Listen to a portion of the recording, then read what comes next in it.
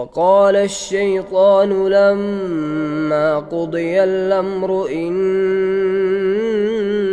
الله وعدكم وعد الحق ووعدتكم فأخلفتكم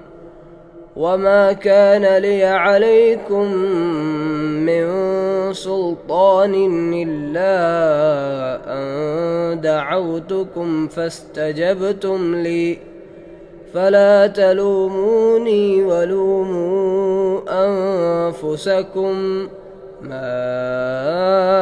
أنا بمصرخكم وما أنتم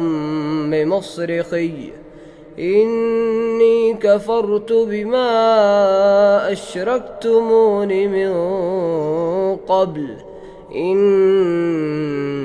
الظالمين لهم عذاب أليم.